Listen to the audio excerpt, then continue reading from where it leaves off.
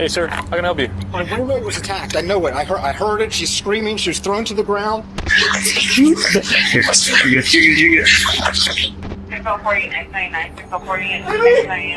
Sir, come here.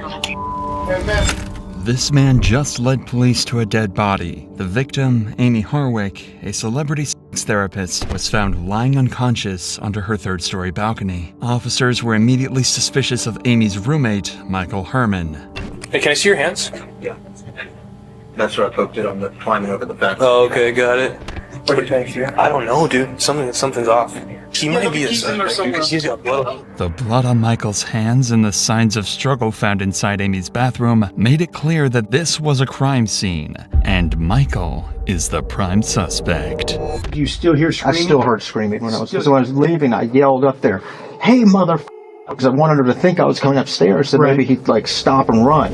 However, detectives began to have doubts. The further they investigated, the clearer it became that there was more to this crime than meets the eye. And as they dig deeper, they uncover that Amy had a history of troubled relationships and many people had it out for her. But one relationship stood out from the rest. One that was plagued with stalking, violence, and abuse, leaving disturbing clues that would lead detectives to one deranged killer.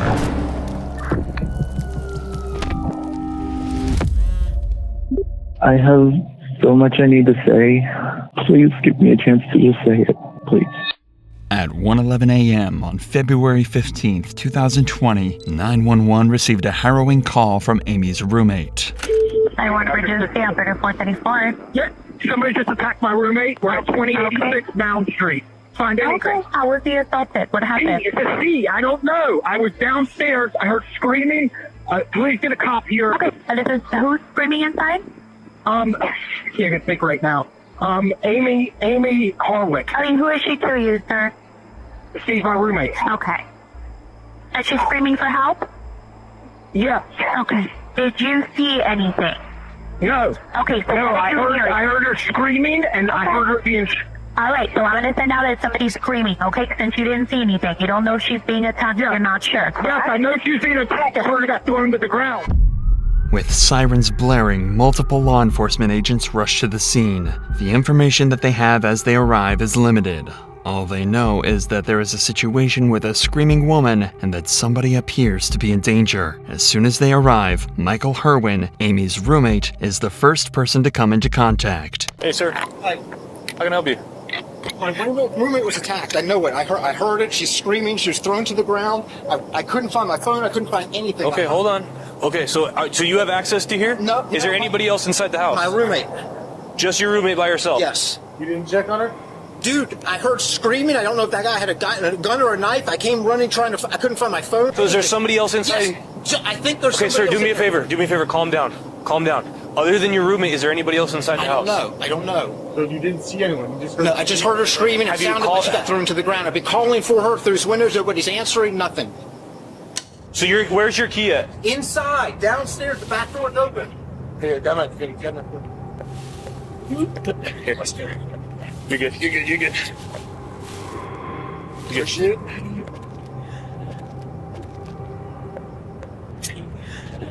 Six 815 advises the responding units that we had to hop the fence. We're going to be at the rear of the location.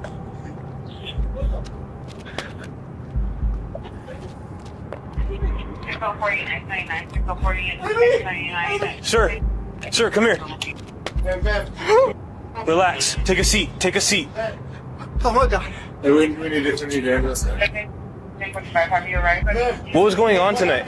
I've been asleep. I've been asleep all night. When officers move into the courtyard, there lies Amy Harwick, 20 feet beneath her third-floor balcony, going into continuous seizures with glass surrounding her body. Bro, she's having a seizure. Oh, Jesus.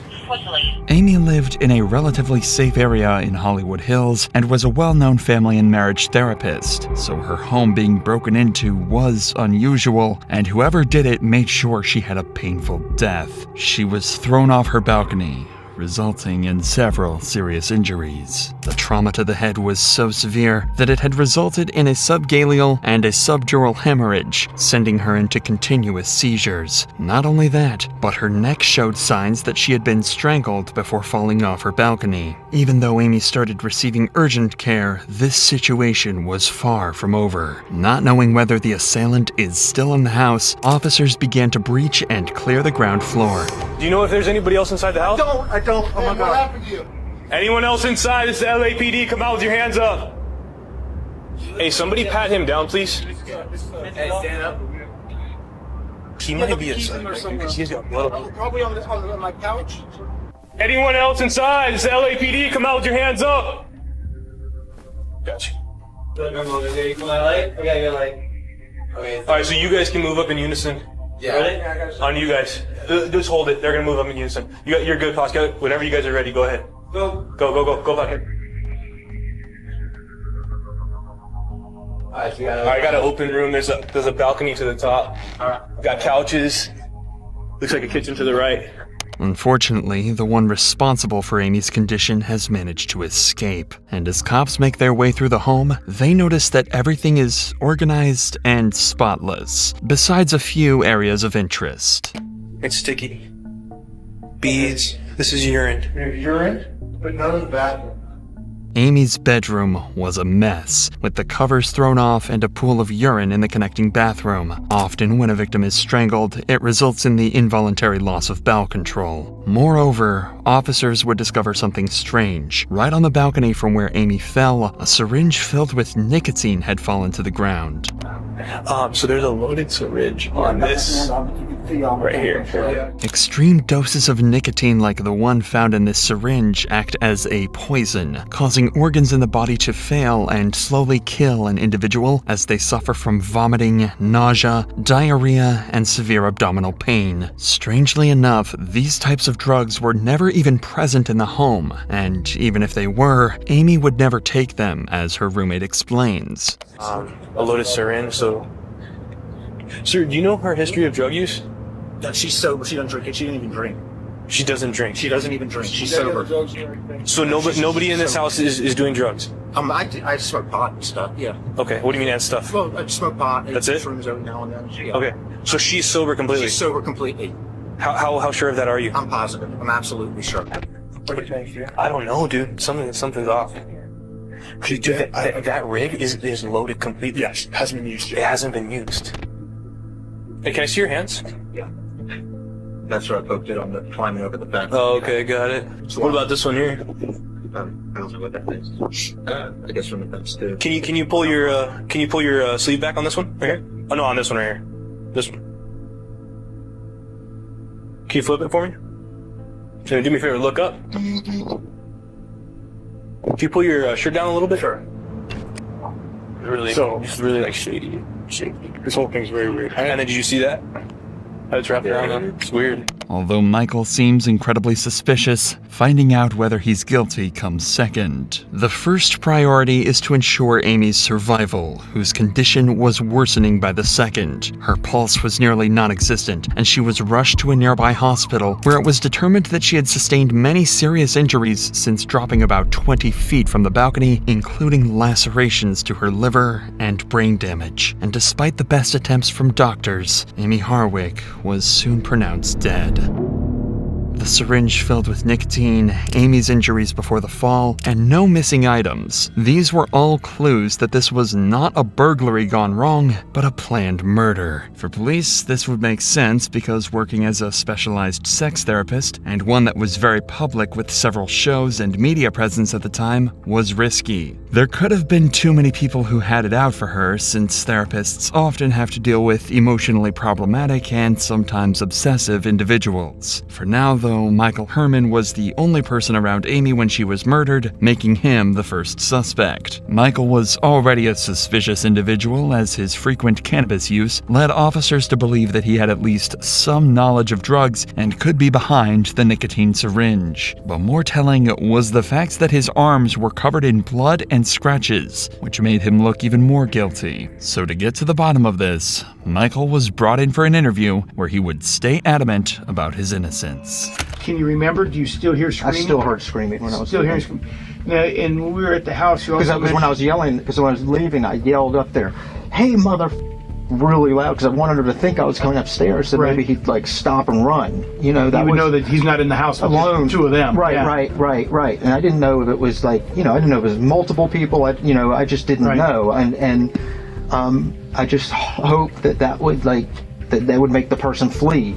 Michael claims that after returning home, he heard screams from inside the house and then shouted loudly to scare off the potential attacker. He then entered the home to find the front door open and Amy Harwick's body on the ground. He immediately called 911 and attempted to provide aid while waiting for emergency responders. Not only does Michael fully cooperate with law enforcement, but he also has a solid alibi and witness testimonies supporting his account. Additionally, there is no forensic evidence linking Michael to the crime. Still, detectives can't rule out Michael just yet, as there are no other suspects and nobody had seen anyone outside of Michael enter or leave the building. But this is when police receive footage from a nearby Ring doorbell camera, a crucial piece of evidence that would turn the entire case upside down. When the cops looked at the footage, they saw Michael come running out of the home, trying to wake up the neighbors and call for help. This was exactly what he told them he had done, which confirms the fact that he was likely only a witness to all of this. But the camera also picks up someone else at the scene.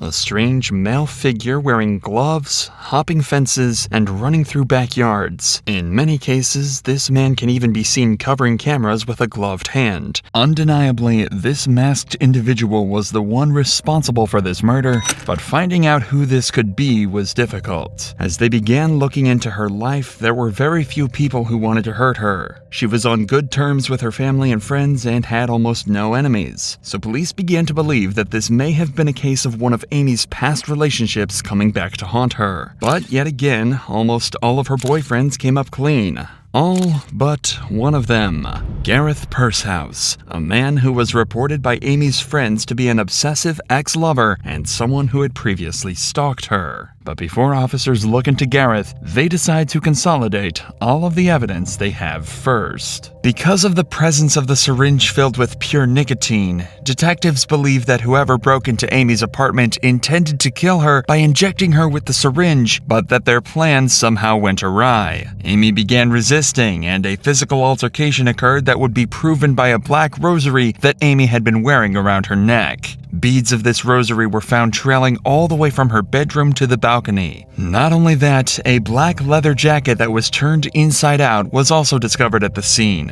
It is likely that the attacker snuck up behind her, grabbed her by her jacket, and a struggle ensued. The attacker then likely choked Amy, dragged her out to the balcony, and threw her over the top. With all of this in mind, officers began looking for somebody who would want to hurt Amy in this manner. Undeniably, the masked individual was responsible for the murder. However, identifying them could be challenging because, despite being a well-known public figure, Amy had no known enemies. Police start their investigation by questioning friends and family of Amy, looking for any clues on who could have committed this heinous crime, and it wouldn't take long for them to get a strong lead. Amy's friends revealed to police that about a month before her murder, they began receiving concerning messages from Amy. She expressed fear for her life, mentioning that she had recently encountered a stalker. A stalker which, it would turn out, she had an abusive relationship with a decade prior. 41-year-old photographer Gareth Pursehouse.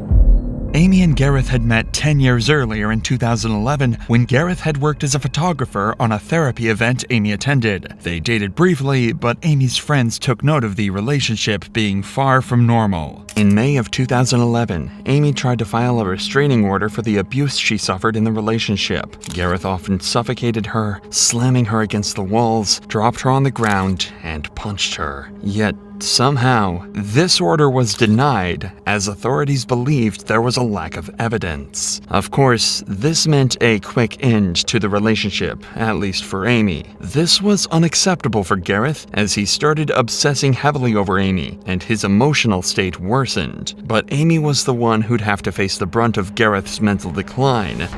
In the months after the breakup, weird occurrences began happening at Amy's residence. She would walk into her home to find picture frames were smashed.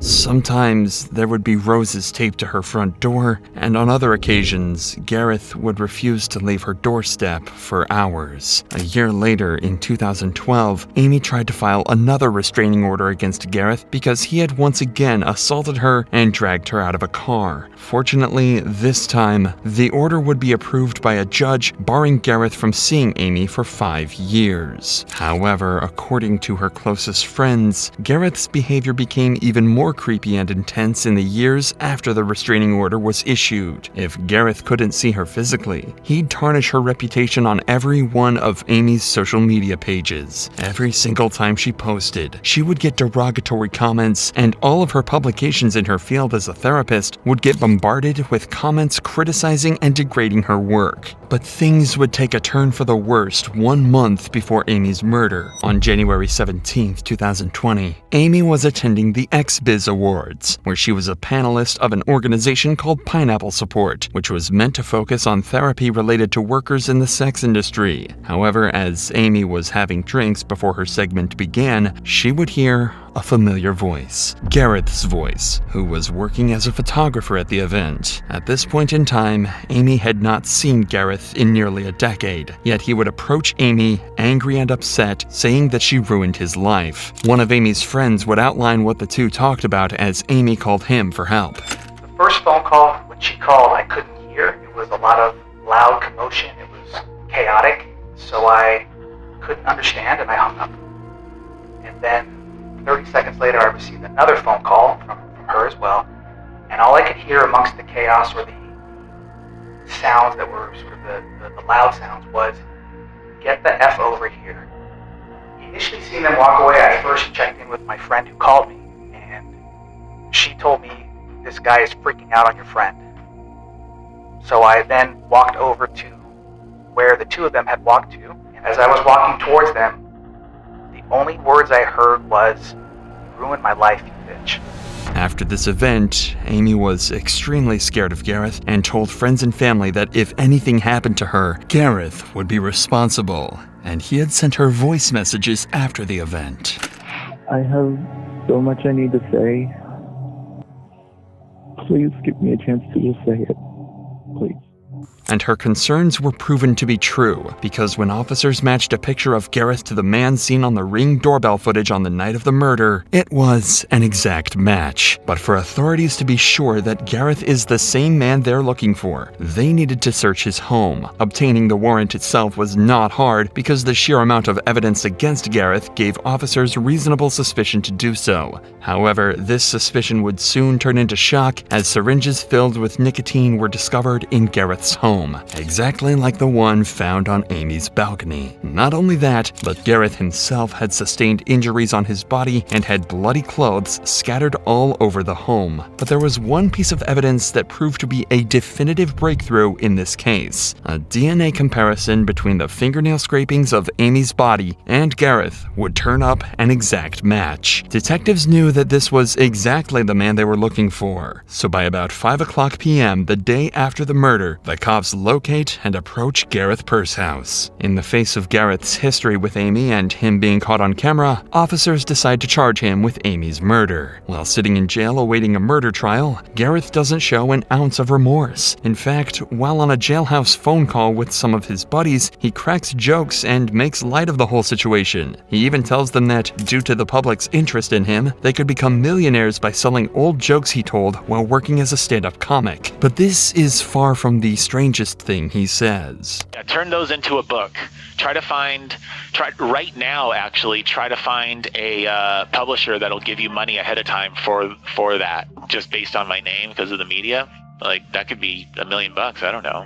But I do have a joke for you. What's the most feminine candy bar? Huh. Hershey's.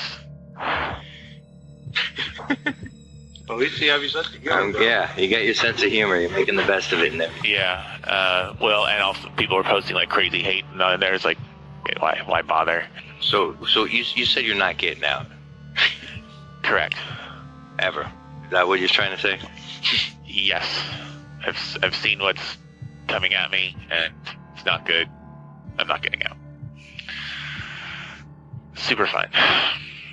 Gareth Pursehouse has made it very clear that he believes he is going down for Amy's murder, and he has completely accepted that. One could likely assume that if this man were not truly guilty of this horrific crime, he would not be speaking this way. Despite this, Gareth was bonded out of jail before his trial began, but Gareth was certainly panicking, because right after he was released on bond, the first place he visited was Los Angeles International Airport to escape the country. Normally, a person who has their bond posted is not allowed next to any airports or borders to prevent them from leaving the country, and if they're found doing so, they're arrested immediately and given no chance for a second bond. Exactly what would happen to Gareth as he was arrested once more.